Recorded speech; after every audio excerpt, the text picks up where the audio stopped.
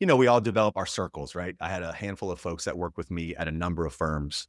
They would kind of follow me. I'd take a new role somewhere else, or I'd get promoted, and they would kind of come along with me, my crew. And when the is there a better way question got so loud that I could no longer ignore it, I asked them. I'm like, am I the only one that feels this way? And in hindsight, I now know that they told me what they thought I wanted to hear because they didn't respect me. They actually feared me, which is a real tough pill to swallow because this is your circle, the folks that you count on, and you'd like to think they count on you. And then I realized I was actually perpetuating that toxicity. I was the one that was banging my fist on the desk, raising my voice, like results at all costs was kind of the way I rolled. And it worked for me because, at one point early in my career, I think I was leading thousands of people before I was even 30. Ultimately came to lead tens of thousands. My last two roles, I had about 30,000 employees. And when I sensed that the environments that we were all operating within, the one that, again, I was kind of responsible for crafting, and then I coupled that with the responses I was getting from my closest colleagues and confidants, um, the questions had to become more intense, and my action and response to those questions put me at a crossroad. Do I continue to do the same thing on this hamster wheel, or do I try to find this better way? And luckily for me, and I think it was a pivotal moment in my life, not just my career, that took me in a different direction. That really forced me to change my approach to what I do. And now that's kind of I spend nearly every waking moment trying to help others find the same kind of transition that I found, because you can get reconnected to those same emotions that we all bring. But it takes purposeful, conspicuous effort, is what I found. Kyle McDowell, welcome to the Inner Entrepreneur Podcast. Hey, Paul, man, it's great to be here. Thank you for having me. It's great to have you. I'm looking forward to the conversation. So we got to clear something up before we start. You have spent 3 decades or so in very senior leadership positions in Fortune 10 and some of the biggest companies in the world. So this is why I should rehearse this, Kyle. No. We need it raw, brother. We need it raw. It's certainly That's raw. all. So this is what struck me when I look at you. I thought this guy has worked in senior positions, tens of thousands of people reporting to him in some of the biggest companies in the world, and yet he now describes corporate world as, and I quote, toxic and dysfunctional. Um, so the question comes out: what led you to the belief, after all that time, that the corporate world was toxic and dysfunctional? And what exactly do you mean by that? Well, I wish it was a realization I came to sooner in my career, but it was probably about 20, 22 years in when I just started to really loathe the very environments that I was responsible for creating. And I think a lot of us go through this kind of interpersonal tugging, if you will. That's like, is this all it's supposed to be? Is this am I? Because let me back up. I think we all enter the workplace or the workforce with a tremendous amount of optimism. I think we all share a lot of we're eager, we're excited to take on something. At least that's how it was, kind of when I entered the workplace. And I wanted to do big things. I wanted to climb the corporate ladder. My parents were both incredibly hardworking. We were middle class at best, but their work ethic is what I think I took away most from being raised by those folks is. But I realized, Paul, that well, there was a very specific moment when this inner questioning and this inner tugging that I had when I started to ask myself, is there a better way? Because I'd lost all of that emotional kind of connection to my work. I wasn't passionate about it any longer. I was no longer fulfilled. I didn't bring the same sense of optimism that I brought with me for so many years. And then I I I really started to question, is there a better way? That's the question that played out over and over in my mind. And we all develop our circles, right? I had a handful of folks that worked with me at a number of firms. They would kind of follow me. I'd take a new role somewhere else, or I'd get promoted, and they would kind of come along with me, my crew. And when the is there a better way question got so loud that I could no longer ignore it, I asked them. I'm like, am I the only one that feels this way? And in hindsight, I now know that they told me what they thought I wanted to hear because they didn't respect me. They actually feared me. which is a real tough pill to swallow because this is your circle, the folks that you count on, and you like to think they count on you. And then I realized I was actually perpetuating that toxicity. I was the one that was banging my fist on the desk, raising my voice, like results at all costs was kind of the way I rolled. And it worked for me because, at one point early in my career, I think I was leading thousands of people before I was even 30. Ultimately came to lead tens of thousands. My last two roles, I had about 30,000 employees. And when I sensed that the environments that we were all operating within, the one that, again, I was kind of responsible for crafting, and then I coupled that with the responses I was getting from my closest colleagues and confidants, the questions had to become more intense, and my action and response to those questions put me at a crossroad. Do I continue to do the same thing on this hamster wheel, or do I try to find this better way? And luckily for me, and I think it was a pivotal moment in my life, not just my career, that took me in a different direction, that really forced me to change my approach to what I do. And now that's kind of, I spend nearly every waking moment trying to help others find the same kind of transition that I found, because you can get reconnected to those same emotions that we all bring. But it takes purposeful, conspicuous effort, is what I found. So I think everyone of a certain age who's had a long career, as both of us have, at some point will reach that point of going, it's just not fired up. It's just not filling me with whatever emotions or enthusiasm as it was many years ago. I think that when most people hit on that point, they assume it's me. It's something has changed in me, and I now need to go and do something different. And it seems that you had a kind of a different question arose for you. Is it more than me? And in other words, is it the organization? Is it how we do business? And that led you to obviously ask your team. As you said, they lied to you because they feared you, which is fair enough. Uh, at what point did you realize? At what point did you realize, no, they're lying to me? And how did you go about getting the truth from them? And how was that process of you realizing these guys aren't telling me the truth? Years went by. Wow. Yeah, years went by. These So Paul, value. absolutely. Why wouldn't? Of course. Yeah, absolutely. I trusted them and still do. But I think, not that I think, I know the transition for me, and it really, I look back on it, and it was a transformation, maybe more than a transition. And I guess the best word to use how I was feeling during that multi-year period is apathy. Hmm. I just was not as passionate about what I was doing, and the results came secondary at that point because I was not a happy person. I was on the doorstep of a divorce, which ultimately happened. My health wasn't anywhere near where it needed to be. I looked as if I was wearing the stress of my role. And then I realized, man, you're more than this corporate America identity that you've created. You're not this, because I think so many of us are guilty of this. And I was a victim of it, and then perpetuated it, in that I observed really shitty leaders, at all levels, very senior levels, behave in ways that I knew was wrong, and I knew it wasn't the best to get out of those that you lead, but it worked for them. And if I wanted to endear myself to them, I have to behave similarly. So the cycle begins, and and that's, I think, ripe in most environments. In many cases, or in many scenarios, we abhor the behavior that we see of others, but we recognize it's kind of the way things go here. And for me to take the next step in my career, make more money, bigger scope, whatever I'm chasing, um, there's this human tendency just to kind of perpetuate those bad behaviors because it's recognized and rewarded here. Um, but the transformation really came to me in a way that, was really profound, man. So I made the decision to step away from it all.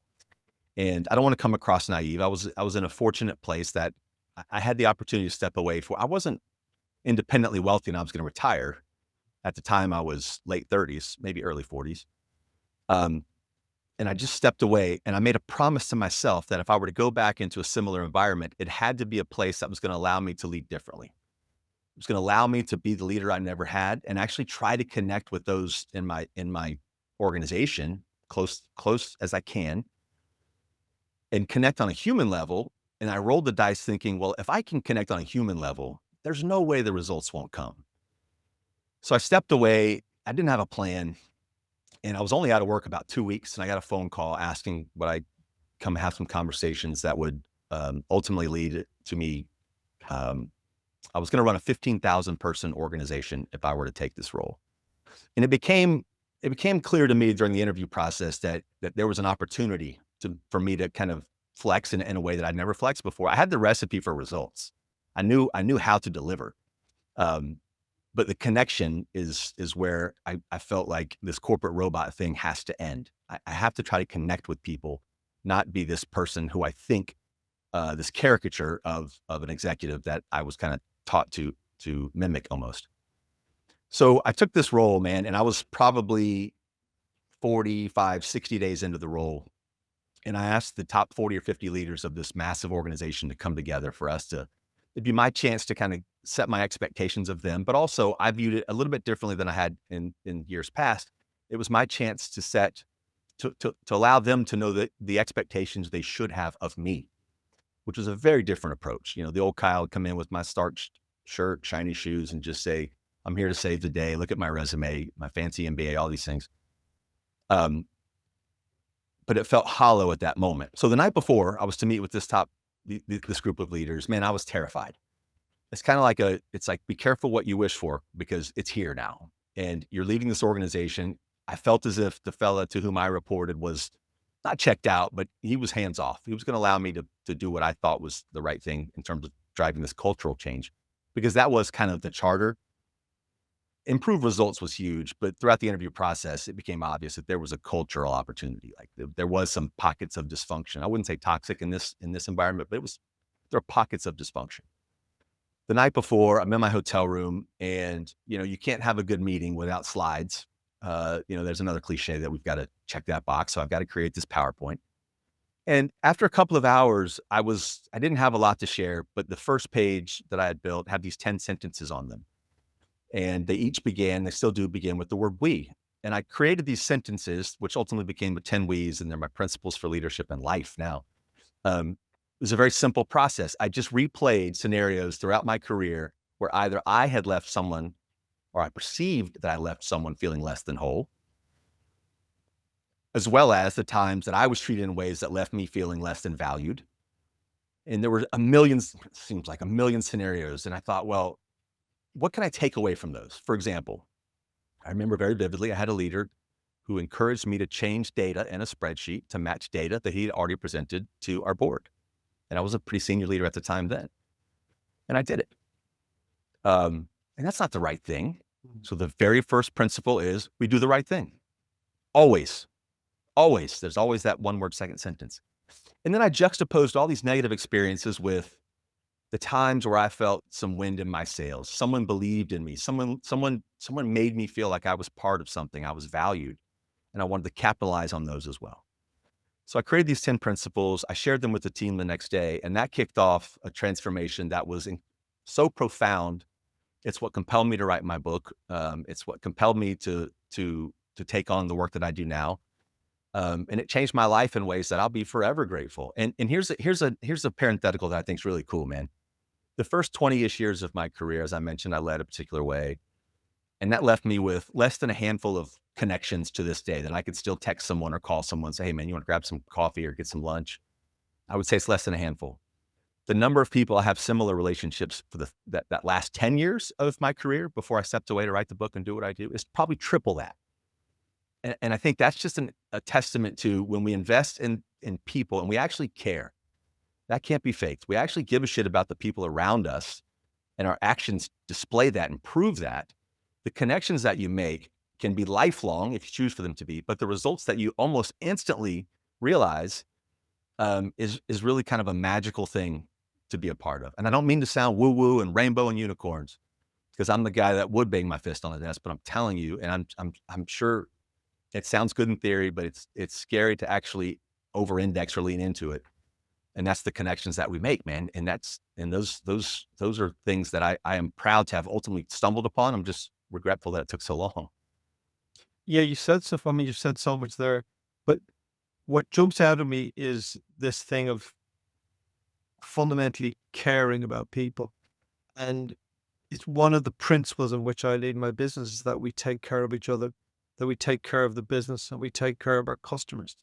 I always put that we take care of each other first because you know, we're the core team in this business. If we don't take care of each other, nothing else matters. But I run two small businesses, so I have no experience of what it's like to be in corporate America. So the simplicity for me, because at one stage I did have, I mean, it's about 2 decades ago, but I did have to make massive cultural change in the business. But the beauty for me at the time was I was CEO and I owned the business. So if I decided cultural change was happening, guess what? Cultural change was happening. And I was able to, it takes time. These things will happen overnight. But I was able to walk in, gather the whole team into one room because it wasn't 30,000 people. Mm. And gather them into a room. I'll begin to explain to them some of the mistakes I made, some of the impacts it was having on the company, some of the ways we were getting culture wrong, and paint a pathway forward of what the business is going to be like. I was also able to have a bit of as someone described to me once, a velvet, steel fist and a velvet glove. So I was then to be very, very firm in a gentle way and go, guys, look, hey, this is how I'm now running this business. And that really very nicely leaves two choices. A, come along, have some fun with me, or B, there's a door over there and we love you, but you need to be with somewhere else. Yeah. And so I'm not going to say that's easy. It was actually extraordinarily difficult, but I sometimes wonder what that might be in a very large company, because what you've described there is bringing 40, 45 people. Do I get those 45 people were senior to you into a room and have to, have to change this mammoth organization. Yeah. And then you're one man who has a great idea and you've 45 people looking at you go, shareholder value, So where does caring come into that? Because what I'm saying is if it doesn't come from the very top, it doesn't happen. It doesn't happen. What response did you get that day? And is it possible to do this if you don't have the very top of a company going, this is the type of business we want? Um, I'd love to answer that question, but I need to ask you one first, though. What compelled you to call the meeting with the entire team to discuss culture? Like, what was there a final straw? Were you hearing rumblings? Like, what compelled you to even hold that meeting? And second, did you lead with those things? You said you talked about how you were kind of the things that you were doing that were kind of contrary to the culture you were hoping to be a part of. Did you lead with that? Is that how you started the conversation? So those are kind of two questions that hit me when you were walking through that. So what happened was that I was, it's very similar to your story in that I was miserable. I'd become this individual who was successful. So you look at my income, look at the business, you go, this guy is doing great. Outside in looks perfect, right? Oh, this is super. What you, Yeah. and because of that, I'm sure you're the same, because of that, you're very careful the circles in which you say anything is wrong. Because these are people going, well, I would kill to be in your position and you're bitching about it. So I was very, very careful. So I didn't really say it, but eventually that led me to a point of, I thought I was going to die from a heart attack, led me to a point of extreme stress. And in that point of extreme stress, went away on a weekend course and it just all came tumbling down on top of me. And I realized I have a choice here. I will kill myself or I will do something different. So for me, I took myself to a point. I mean, you said, you ended up in divorce, etc., and your health was suffering. And I witnessed this in almost everyone I've spoken to. It's that we all seem to be these dumb animals that take ourselves to a point of where I was sitting in a doctor's office going, I think I'm going to die from a heart attack. And so the answer is I should have been addressing this 2 years earlier, but of course I did. So I got to an extreme point of personal stress and knew I couldn't continue. And then through education and study and mentorship, I realized the problem was I hated going into the business. My business, not somebody else's business. I hate going into my business. And the reason is because I had a horrible culture in the business. I had horrible people working in the business. And the dawning in me was, Paul, you have a horrible culture in the business because you tolerate a horrible culture in the business because you're getting the results you want. And so I had to go back in so I realized it dawned on me we had a horrible culture. It dawned on me that I was the problem because I was the guy who called the shots. So I was allowing this, I took responsibility. And when I called everyone in, I described what was it. I said, we bitch, we moan, we complain, we fight. I don't want that to be the business anymore. And I didn't blame anyone there. I said, I've taken this, guys. This is my fault because I have allowed this to happen. But now I've decided I'm not going to allow it to happen anymore. I was wrong to ever tolerate it. And then I began to describe, a bit like your 10 principles, although not quite as eloquently, I began to describe what the company of the future was like. This is where we're going. This is how we're going to behave. And I got into this thing as we won't be bitching, moaning, fighting, complaining. We will take care of each other. And all these, but the cultural shift took time. Mm-hmm.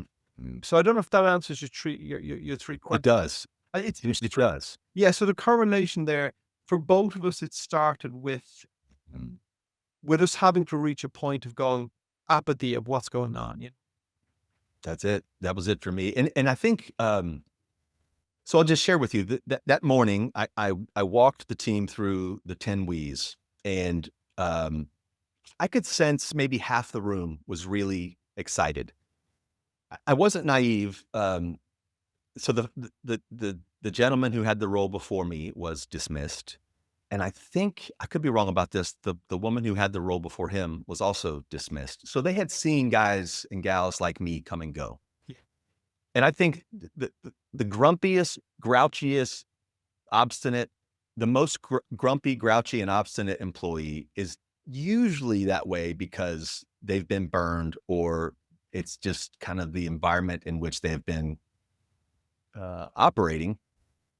So I wasn't naive to the fact that they had heard new folks come in, bring their shtick, and, kind of the Braveheart, follow me type thing.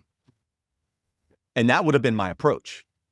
But of that 50% that appeared to be optimistic to me, there was the other side of the coin. I would say on the other side of that coin, half of that group, so a quarter of the group, was okay. I kind of like what he's saying. But call me skeptical. And then there was this last group that was just downright, this guy's full of shit. And the old me would have taken that as an affront and would have bruised my ego. But it occurred to me at that time, because again, I was still going through all this kind of self-reflection and how I made people feel and how others made me feel, which, there's not always a lot of room in the corporate world to even discuss how you feel, which I think is a mistake. So I viewed that last quarter, I viewed that group as my challenge.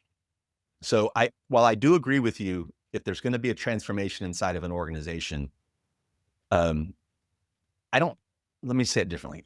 I don't agree that it has to come from the top, but I believe it has to be lived from the top for it to be sustained.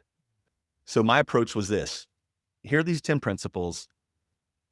Please know that the expectation is I'm going to hold you accountable to live and operate inside of our four walls by these principles. But more importantly, I'm going to be very clear. I expect you to hold me accountable to them as well. And I even said, if you see me behave any way contrary to any one of these principles, I want you to grab me by the ear and say you're being a hypocrite. But then, and this is where I think maybe you and I, we might differ a bit on this, but maybe not. From that moment forward, it was less about me kind of evangelizing these principles, but more about me living them. Because we've all seen this leader come in with the rah-rah and try to motivate folks and be this inspiring, gregarious, charismatic leader, only to be in a meeting with that person later in the same day and they're behaving like an asshole. And there's nothing authentic about that. And you can't trust that person. You can't follow that person. And there was one woman in particular who was in this group of this guy's full of shit, who was a direct report of mine. And she was difficult with me at nearly every interaction. And it didn't matter if it was a one-on-one environment or if it was one in front of many. So town hall type settings where I would get challenges and questions that I could just tell she was She was a prickly pear, man. She was just a difficult person.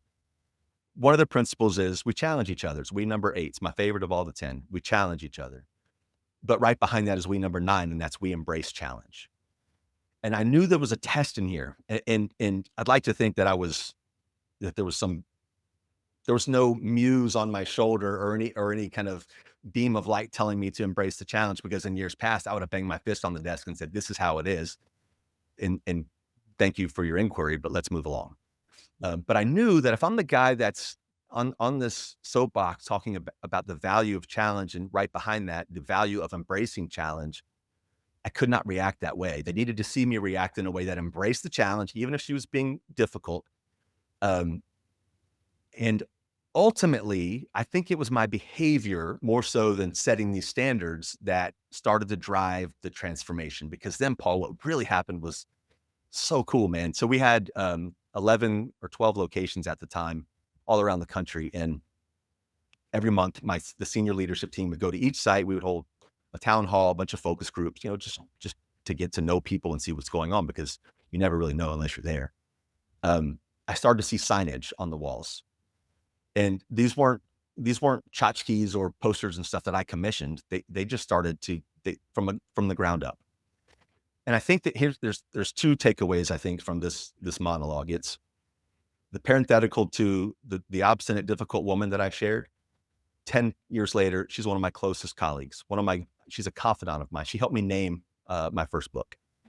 I love her. We just have the best relationship now. And I don't think it ever would have happened had I approached my leadership the way that I had in years past. There's just no way we would have gotten through that the way that we did. The other side that I wanted to just shine a light on is, especially in larger organizations, if you kick off some type of transformation, it's not an initiative. This is who we are. It's what we want to be. It's what we're aspiring to create, what I call a culture of excellence, not perfection, excellence. The importance of you living that creed or those standards or whatever it is that you've established as your kind of code of behavior, the importance of you living that every single day, every interaction, as exponentially, it grows exponentially, because you're counting on those around you to carry that message when you're not in the room. So I think you were in a really great situation that you could say, here's where I want to take us. Here are my expectations. Here's who I want us to be. And then you had the ability to be able to see that through. Of course, you're not in every room at every time, so there's going to be pockets of dysfunction. You got to kind of weed that out. The point of all this is to say, you have to live what you're evangelizing, even when it's hard, even when adversity strikes, because that's the cue that others are taking from you. And if they see you behaving in ways contrary, how do you think they're going to behave? They're not going to carry that message. And worse, they're not going to trust you because you're saying one thing and doing another. So we got to not just talk the talk, we must walk the walk, even when it's hard. And probably even more important is what you did in that first meeting. When you err and deviate from those principles, the standards that you've established, you got to put your hand up and say, I own it, man. I blew it, which is, we number 6, we own our mistakes. And the value of raising your hand and saying, I blew it. Gosh, guys, I'm better than that. Whether it's a functional thing, whether it's a transactional thing or a behavioral thing, the equity you build when we do that is priceless. Well, I think if you have an organization that's fighting with each other, that's often because I've made a mistake. I don't want anyone to know about this. So I'll pass it to Kyle's department and I will blame Kyle's department, because then I'll deflect. And I, on several occasions, stood up and said, this is what I got wrong. Because everyone knew it was a successful company. So everyone knows obviously he's getting some stuff right, but I'm going, this is what I got wrong. This is my mistake. And what I was really trying to do there was say to people, when you mess up, because you will, because it's impossible to come in here and work 40 hours a week and not do so. When you mess up, you as quickly as possible go, oh shit, I messed up. Help me fix this quickly. Whether that be with a customer, whatever it is, help me fix this. Particularly with customers, I found that we messed up and we quickly call the customer and go, oh, it didn't ship on time, but I apologize. Yeah, take it. But now I'm going to fix it as fast as I possibly can. You've now built trust. But when you start, so I was really trying to get people to go very quickly. Yeah, we mess up. We set a standard of not want to do that, but we do mess up. But I think what you say there is crucial about this notion of you have these 10 we's, these 10 principles. Um, and I've seen so many organizations that have great cultural strains, great Mm, cultural statements, great mission statements, mhm. and they are completely meaningless. They're on the wall. People don't even read them. They're completely meaningless. And what I expect is that's probably what people thought of this. This is great, but let's face it, it's Yes. bullshit. It's not happening. And then Yes. when you start to own it and live it, and particularly when it's difficult, because if it's easy, so what? But when you're being Right. challenged and it's difficult, and they see you owning it, living it, even when it's difficult for you, that's when people begin to realize he's serious about this. Mhm. There's integrity here, and it's really important. And I think fundamentally, if you don't have that, it's not going to work. Like that is the key ingredient that you mean what you say and then do what you mean to do. Hey, man, did you, the next day and the day after that and the day after that, after you held that meeting, did you feel a sense of, how'd you, I won't lead the witness. How did you feel the next day? Going back into the office, how'd you feel? Honestly, I felt nervous. And the reason I felt nervous was because I knew at that time within the organization, we had we had dissenters that were not going to come on board. I mean, I Yep. knew we had a few people who it was not in their interest for this to change because there was a power thing going on. And I knew there were some senior people who they would go, yeah, Paul, great. But I fundamentally knew intuitively that they don't want this to change because it disempowers them if this Yep. changes. Because if we're talking about really caring for everyone in the organization and listening to everyone, raising everyone up, then to some degree in their ecosystem, no, I don't want that. I want to listen them. I want to be the power broker and I want you to be the guy I tell what to do. So I knew there's some people that just from their own personalities couldn't shift. And I was a little bit apprehensive because I knew like you spoke about your challenge, I knew the challenge was coming to me. So I knew there was going to be this period of time, maybe a week or two, where everyone's gonna start behaving and yeah, yeah. And then I knew slowly and I would have to watch for it that the challenge would come, and then I would be faced with a couple of really difficult situations, which it was, and it meant a couple of senior people leaving the business, which was very challenging for the business. But what it's like your story, but what people witnessed then was that, Mm. oh, he means it. Oh my God, he's prepared to lose this person from the Mhm. business because they won't adhere to these cultural principles, because they don't align with the values, and he's prepared to lose them, and that's risky for our Yeah. business. That's really risky. And so the people that remained, and some of those are with me decades later, but I had to do that hard work. Yeah, that was very honestly, now looking back over, I mean, it fundamentally changed everything, Mhm. but it was difficult. I I had a feeling that's where you would take us because, there is a dirty little secret. When you lead in this way, it's harder. It requires more time. It Yes. requires you spending Yes. time doing things that you otherwise would have said were not important, um, because they're looking. The team was watching you, right? So they by the way, when you shared the things that you had done that you felt were contrary to the culture you were trying to kind of build or maintain or wherever you were in the journey, they knew already, right? The things that we try to hold and hide from our teams, our weaknesses, they know these things already. As a matter of fact, they know the weaknesses more than you knew probably. Of course, yes. So they're watching to see, are you really, really this guy that is this real? Or But is it an initiative? also what I think, yeah, exactly, is an initiative. Also think what happened is you ask how I was coming in the following morning, but I also reckon I was being watched, and there were two type of people watching me. There was one type of person watching going, "How can I disrupt this?" And clear that, give me a couple of weeks, a month, I'll get it. How Yep. and the other people, and probably 70 to 80% of people in the company are watching going, "I love this, he'll never make it happen." Like, Yeah. I mean, they're watching they're watching, hoping I will Hopefully. succeed Yeah. and going, it'll never happen. It's too difficult. So you are being watched, and that all comes down to how you now behave. And I think that, you know, the thing for me, and I think it was same for you, is you have to come to your own internal realization, because it can be challenging. And the question is, do I really mean this? And when you had those 10 principles, they were your principles. You meant it.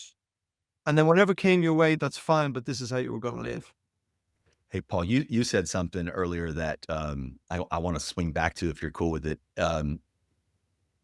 I am often disappointed, or was, I should say was, not as much anymore, to join massive organizations. From the outside looking in, it's America's top 100 places to work, or they've got these, these sexy ribbons on the wall and these plaques of their great places to work. And those plaques are usually right next to the corporate values or mission statement that so many executives anguished over to create this sexy mission statement.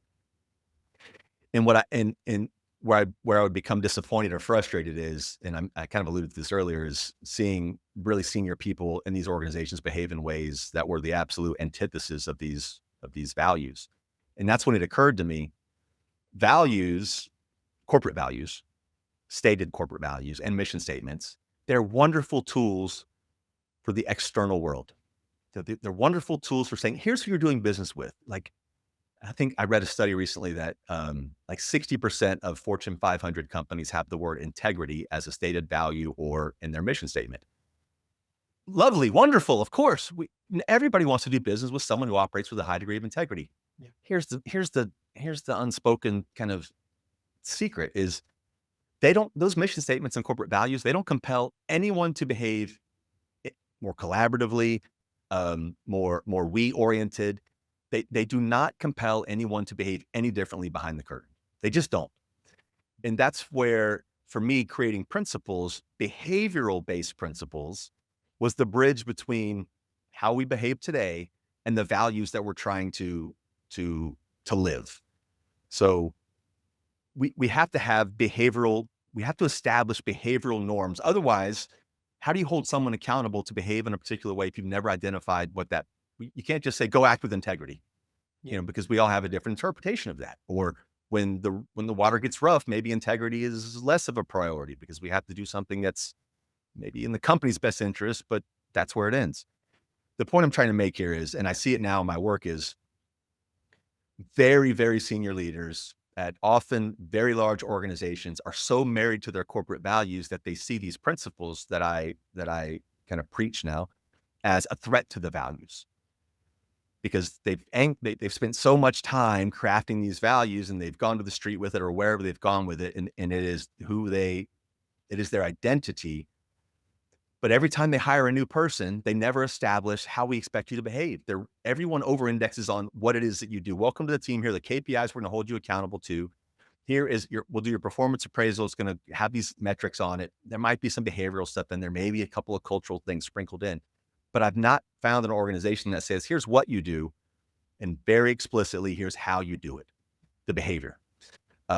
So I just think when we have these corporate values and mission statements and everybody's so proud of them and they're emblazoned across the wall, it's on our commercials, they're very inspiring to the public, but they just don't do a thing behind the scenes. Yeah, it's interesting when you talk about integrity there. Integrity, I agree. It's kind of a band that can be stretched from what someone's version of that is. But when you talk about do the right thing, to me, we all know what the right thing is almost always. Now, we may not always do the right thing.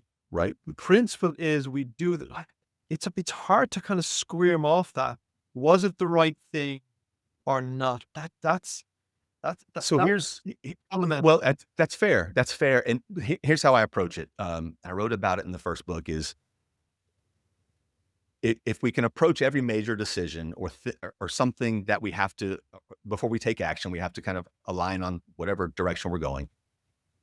I like to encourage folks to use this filter and just hear me out because it sounds a little kind of backwards at first. Is it good for the company? We're not going to do it if it's not good for the company. Is it good for the client? Those that we serve. And lastly, is it good for the crew? So it's the company, client, crew. Is it good for the people I lead? A perfect scenario would involve you heading down a path that checks all three boxes. Maybe we have to compromise and go with two, perhaps only one. But there's never a me in there. There's never a me in that decision criteria, because I think that's when we get really sideways, as we start to make decisions that are in our best interest, even at the expense of one of those three C's.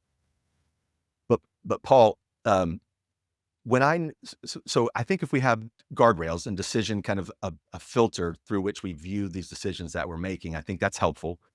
But here's where I knew do the right thing meant do the right thing in that organization, at least where I created the principles. So quick story. This is several months after the principles have been rolled out. They were emblazoned all across all of our sites now. Someone had commissioned these Wii bracelets that this is 10 years later. I'm still wearing, not the same one, but so I got a phone call one day from Lori, who was a senior leader on my team, very senior, who'd been in this organization for a long, long time. We bonded early. She's a dear friend of mine to this day. She called me out of the blue. There was this loophole. So we were a government contractor. So our biggest clients were the federal government. And I don't remember the exact scenario of why this was what it was, but it is a true story. So we were open on a day that we didn't have to be, which meant the government didn't have to reimburse us for those hours. So we were left in this position that we either pay our employees, we don't get that revenue from our client, so it's going to be a net loss for us, or we had a legal out to not pay our employees for that day. We had a legal out. Lori called me to say, Kyle, she explained the scenario much better than I just did to you. And before I even had a chance to respond, immediately after she explained the scenario, she said, and I know what you're going to say. We do the right thing always, and we're going to pay them, right? The conversation was over. Mm. And I shared that story because when you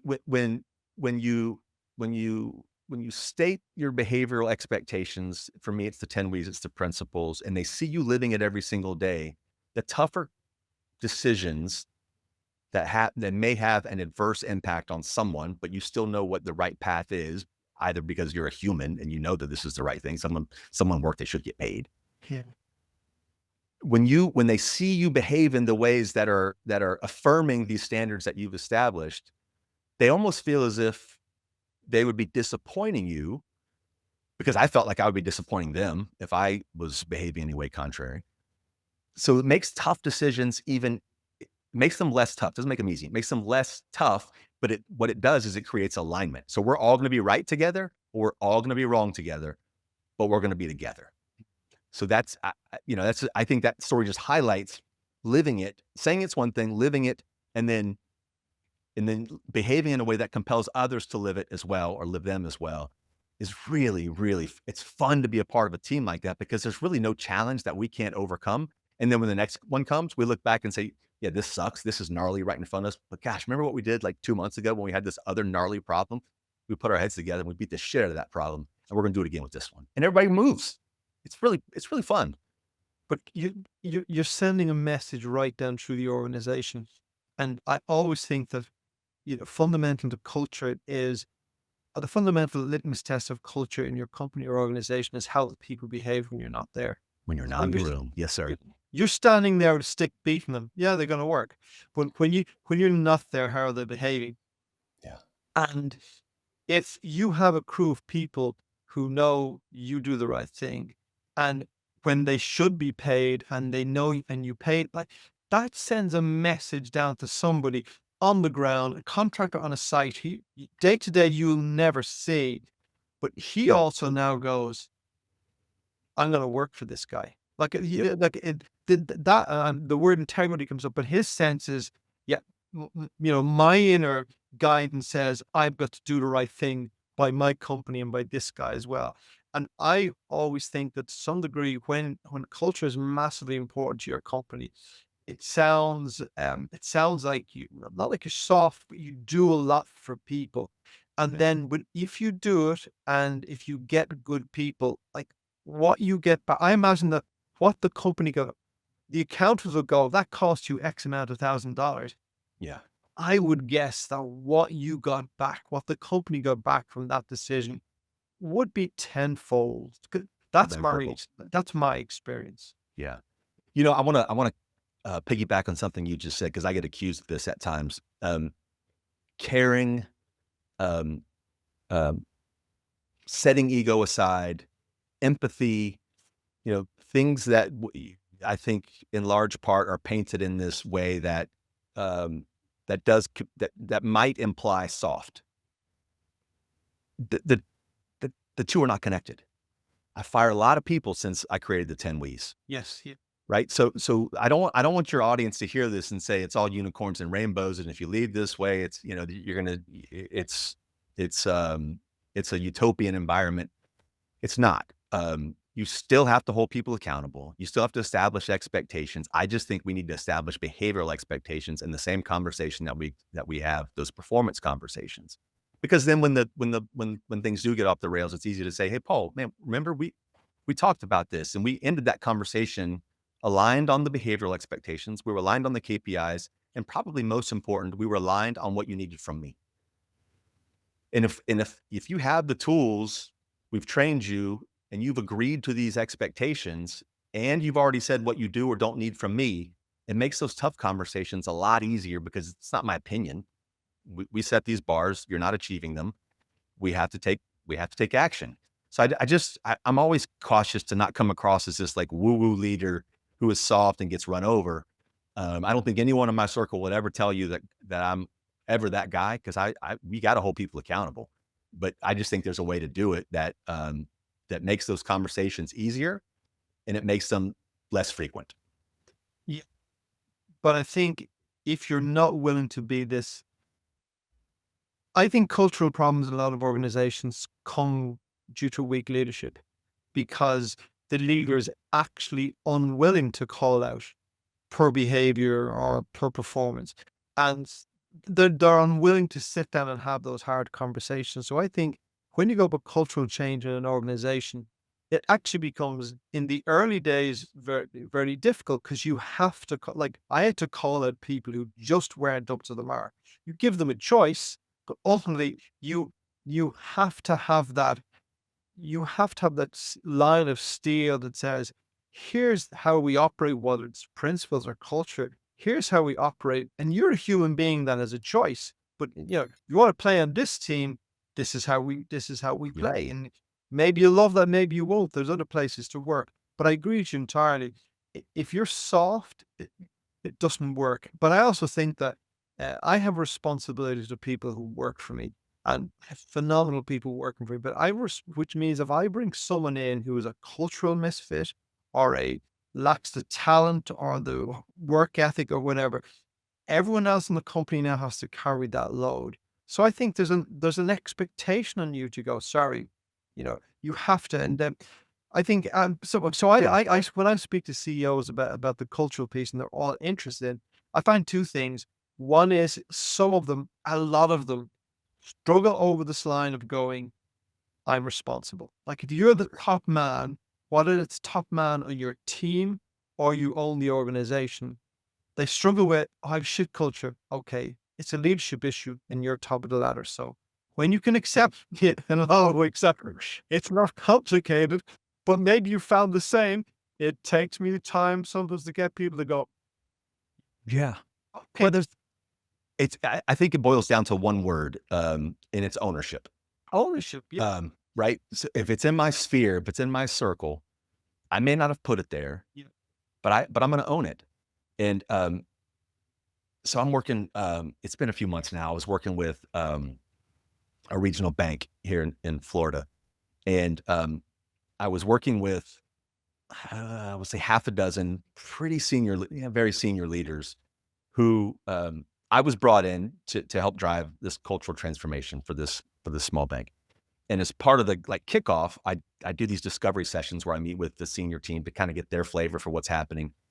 And there was a theme, and this is not uncommon. There was a theme through each of their kind of discovery interviews that was they were pointing out dysfunction inside their own organizations. So, thank you for that. I appreciate the vulnerability, saying that there are problems in here. But there was, and I'm being careful here just because I don't want to out them, but but there was this lack of ownership so these senior leaders who had hundreds, in one case, over 1,000 employees reporting into them, but they were blaming their boss. And I get it. I get it. It's sometimes it can feel like you're running uphill with a parachute on if you're trying to drive change or lead in a way that might be contrary or different than the leader to whom you report. But that doesn't change your obligation to lead in a way that you can be proud of. Lead in a way, because look, man, as you know, our teams are talking about us at the dinner table with their family, how you treated them in that one-on-one. Did you get back to them on something that they'd asked about? When you had a tough conversation, did you approach them with results only, or did you say, how's everything going? The results aren't where they were last month, or you're not performing where kind of we expected to see you. Is everything okay? You don't have to share the details, but is everything okay? So they're talking about us. It is our choice on what they say. How we behave obviously dictates the tone and the tenor of that conversation at night. But this regional bank, what I saw, and it's not unusual, is this lack of ownership. If I have 500 employees reporting to me, I don't care if it's 5, but if it's 500, regardless of the number, I have an obligation as a leader because I signed up for that. I didn't sign up to be a manager. And I think that's those two words are often conflated. A manager will check those boxes, focus on the performance. That's not leadership, though. So I get incredibly frustrated, and I tell them a little more diplomatically. It's like, you got to own this shit. Like, yeah, your boss may be the worst leader you've ever been associated with, but that does not stop you from leading in a way that inspires and motivates others around you. As a matter of fact, it should compel you to do so, because you know how you feel when he or she treats you the way that they do. Do you want those conversations at your team's dinner table to be the same as the ones you're having at your dinner table about your boss? And again, it's not about being liked. It's not about being liked. When we step into a position of authority, you can be a boss, you can be a manager, you can be a leader, and that is your choice. The truth is, it's much harder to be a leader. It takes more time, it takes more energy, but that comes with the territory if you choose it to be so.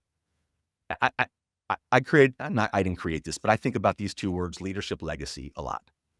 And when I'm done and I've moved on to wherever I'm going to move on, either on this planet or elsewhere, I would like to think that those that I have had the privilege of leading, and I mean that so sincerely, man, if I've had a privilege to lead you, I've had some impact on you in a way that hopefully transcends the workplace.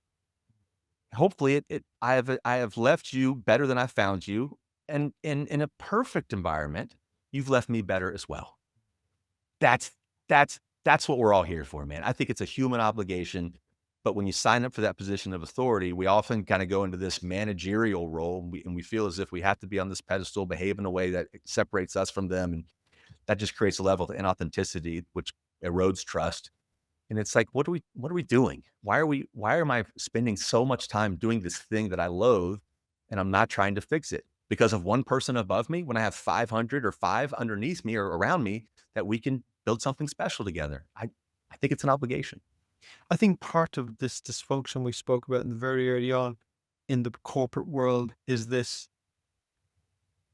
lack of real human connection, Right on. lack of sitting in front of someone as a human being, whether or not you're, mentoring, teaching, or even disciplining somebody.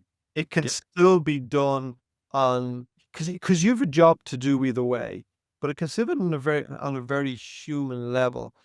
And I just feel that when you do that, the way in which you can connect with people is profound. I'm conscious of our time rolling on, and obviously, and your book "Begin with We" is available for anyone. They can get it, and they can take a slow read through all the principles. When you walk into an organization, what's the process look like for you when you go in, and if you find this toxic, dysfunctional workplace, but they're willing, someone in the organization is willing to change. What does that roadmap look like for you, and how long does that take you to begin to see a shift within that? Yeah, man. There's a step before that, though, that I think is probably more important than anything that happens once after I'm on the ground, and that's a bit of vetting that we do. I'm usually approached by one of two camps, and there's the camp that says, kind of similar to the way you framed your transition or transformation, when you kind of just said, we got to be better, and you laid it out there. There's that group who is genuinely seeking change, and then there's the other group that either got a poor employee engagement survey back, or someone more senior in the organization said, you got to fix this culture, and it's an initiative for them. And that's the group I try to stay away from. I've turned down work from that more times than I can tell you, because I know I just don't want my name associated with it. I don't want the 10 Wees on a wall that people walk by and laugh at because they just know nobody's living it. Grades the principles then. Yeah, it's just not, I can't do it, man. But once we're on the ground, as I mentioned in the scenario earlier, we go through discovery sessions. We try to unearth the things that people won't otherwise tell you. And I usually end every one of those sessions with, okay, what are you not telling me that you kind of want to tell me, but you're scared to tell me? Now's the time to tell me. How long does it take? That's a question I get a lot, and nobody likes the answer because it's, I don't know. I just don't know, because I cannot evaluate or assess your level of commitment to leading differently. I can't, I only know what you tell me, but when I'm gone, I just, and this has happened, right? So I've given a keynote to an organization. We also go in and we'll do like a several day leadership kind of, I wouldn't call it a summit, but we have a workbook that companies begin with. And we'll work through each of the principles over a long, very kind of personal connection type thing. When that's done, I have no idea how committed you are to this. Are you compliant, or are you committed? And I just can't assess. I have no way of answering that. But I will guarantee you this, and I say this with no amount of hyperbole. If you stick with it, and your actions are consistent with the words that you're spreading, it will come, and it's going to come in little steps. You won't even recognize it, which also places a huge emphasis on, like, this is not a town hall thing. This is not like a weekly, like, this happens in the hallway, man. We do the right thing always. Well, as I'm walking towards a colleague in the hallway, is my face down, buried into my phone, or do I say, hey, what's up, Paul? Good to see you again. Because what I just did is going to be replayed to the next person that they walk. So all of a sudden, it's not just these strategic things and these massive on stage behavioral components that we're chasing. It's every day, every interaction, regardless of the environment. But and that's the guarantee I give, is when you are conspicuous about the transition, the transformation, you don't just say it, but your actions align with the words that you're saying. You will see change, and it's going to happen. I just don't know how fast. I can never answer that. Yeah, I mean, there's no way. I think that comes back to the courage of leadership. Are you really committed to this? Because it will come back as being some difficult things you will have to do. It won't always be easy, as you say. You'll be challenged, but we step up to the challenges. That's it. That's leadership. It is, but yeah, that would be my experience also, that when leaders are 100% committed to this, when it's an absolutely must happen for them, then it will happen if they persist with it. I mean, if they drive ownership, if they take ownership and go, I don't care if this takes 6 weeks, 6 months, 6 years. This is what happened. This is what's happening. Then it happens. I wish you very look at it, because I think I know so many people, not only in corporate America, but I know so many people in smaller businesses who work in horrible environments, but strong. Work environments where they do not feel valued, where they do not feel needed, where life's too short. And it's, as human beings, it's just no way to live. I say, I'd love to end on this. Then I say it like this, man. And I never want to come across naive, right? We have commitments, we have bills, we have obligations. And I think more often than not, we just put our head down, we get on that hamster wheel. The check comes every couple of weeks, and we're able to maintain a lifestyle. I get it. And the encouragement I would offer is, in life, especially in our careers, but in life in general, sometimes we have to take 1 or 2 steps backward to take 3, 4, 5 steps forward. And if you feel as if you're in that environment that's not allowed, So let me just end with this then. I have the ABCs. We all want to add value. We all want to be valued. And in the best of environments, we can connect that value that we're delivering to those that ultimately consume the value, whether it's an internal customer or someone that we serve external. We all want that. And if you're in that environment where you feel as if you're not checking any of those boxes, you might need to have that tough conversation. Is one step backward something that I can manage, knowing that there is an environment out there working for a guy like you, working with a guy like you, working with a guy like me. And I think over time, the more conversations like this that people are exposed to, the more they recognize that that better way that we talked about at the very beginning, the better way, it's out there, but you're not going to find it if you just kind of put your head down and go through the motions every day. Well said. I would encourage every leader listening to this to go and buy the book, Begin With We by Kyle McDowell. I think it's a great place to start. There's some great lessons in there. So where can people find you? Well, it's kind of you to ask. So I'm all over essentially every social media platform. It's at Kyle McDowell Inc. My website is kylemcdowellinc.com as well. And I'm glad you offered to allow me to share those. I don't share them for vanity reasons or followers or likes or clicks. I use those as communication kind of medium. So if maybe someone from your audience heard something that either inspired them or maybe they think I'm full of shit, feel free to reach out. I'd love to chat. I mean that sincerely, man. Yeah, I get it. There are naysayers. right. Yeah, but both are interesting. But I think anyone who's gotten to this stage in the podcast has found you inspiring. So I certainly have. So, and I will put I will put links to all those in the show notes. Kyle, it's been an absolute pleasure to have a conversation with you. We've so much in common on this, different paths, but I think the essential truths remain the same. Thank you so much. Pleasure's mine, Paul. Thank you.